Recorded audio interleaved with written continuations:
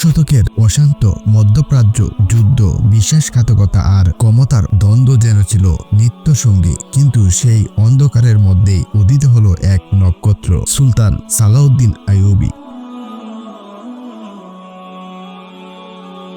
মুসলিম বিশ্বের ইতিহাসে যার নাম উচ্চারণ করলেই চোখে ভাসে সাহস, ন্যায়বোধ এবং অতুলনীয় মহানুভবতার প্রতীক। সালাউদ্দিন আইয়ুবী রহমতুল্লাহ আলাইহ জন্মেছিলেন 1137 খ্রিস্টাব্দে এক কুর্দি পরিবারে। ছোটবেলা থেকেই তার প্রবল আকর্ষণ ছিল ধর্ম, শিষ্টাচার এবং সাহসিকতার প্রতি। যুদ্ধ কৌশল রপ্ত করা, শৃঙ্খলা বজায় রাখা এবং মানুষের প্রতি দয়া দেখানো, এ যেন ছিল তার স্বভাবজাত গুণ।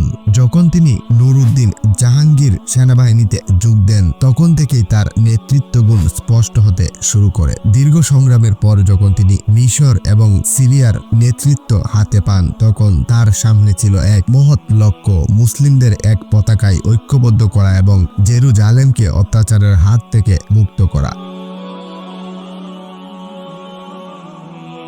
সেদিন পৃথিবীর বড় শক্তি ছিল ক্রুসেডাররা। তাদের কঠিন সামরিক শক্তিও দুগুণ দুর্গ দেখে অনেকেই ভীত হতো, কিন্তু সালাউদ্দিন জানতেন সত্যের জন্য লড়াই করা মানুষ কখনো ভীত হয় না। 1187 সালের গ্রীষ্মে হাট্টিনের প্রান্তরে এক মহা গুরুত্বপূর্ণ যুদ্ধ শুরু হয়। আগুনে পুরা গরম বালির মধ্যে ক্রুসেডার বাহিনী তৃষায় কাতর, আর অন্যদিকে সালাউদ্দিনের বাহিনী ছিল সংগঠিত ও প্রস্তুত। যুদ্ধের শেষে মুসলিম বাহিনী এক অসাধারণ বিজয় লাভ করে। এই বিজয় শুধু সাময়িক জয় ছিল না, মুসলিম জাতির আত্মবিশ্বাস ফিরিয়ে আনার এক ঐতিহাসিক মুহূর্ত।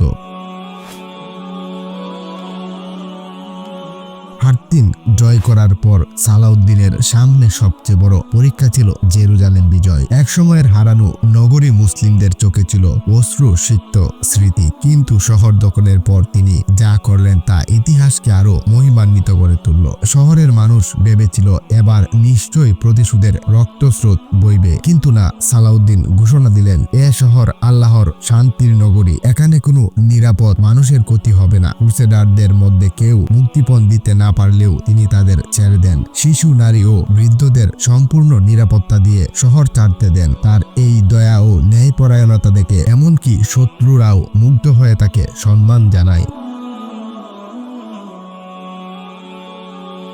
একদিনের ঘটনা, এক ক্রুসেডার নারী কাঁদতে কাঁদতে সালাউদ্দিনের সামনে হাজির হলো। তার একটি শিশু যুদ্ধের বিশৃঙ্খলায় হারিয়ে গেছে। সালাউদ্দিন স্বয়ং সৈন্য পাঠিয়ে শিশুটিকে খুঁজে এনে মায়ের হাতে তুলে দিলেন। সেই নারীর চোখে অজুর জল আর তার কণ্ঠে একটাই বাক্য, তুমি সত্যি এক ন্যায়পরায়ণ রাজা। সালাউদ্দিন কখনো ক্ষমতার মুহে অন্ধ হননি। মৃত্যুর সময় তার ঘরে ধন সম্পদ বলতে প্রায় কিছুই ছিল না, কারণ তিনি সবই ব্যয় করেছেন মানুষের কল্যাণে, সৈন্যদের বেতন এবং দরিদ্রদের সহায়তায়। আজও সালাউদ্দিন আইয়ুবীর নাম উচ্চারিত হয় ন্যায়ের রাজা, সত্যের রক্ষক এবং মানুষের প্রতি অগাধ করুণার প্রতীক হিসেবে।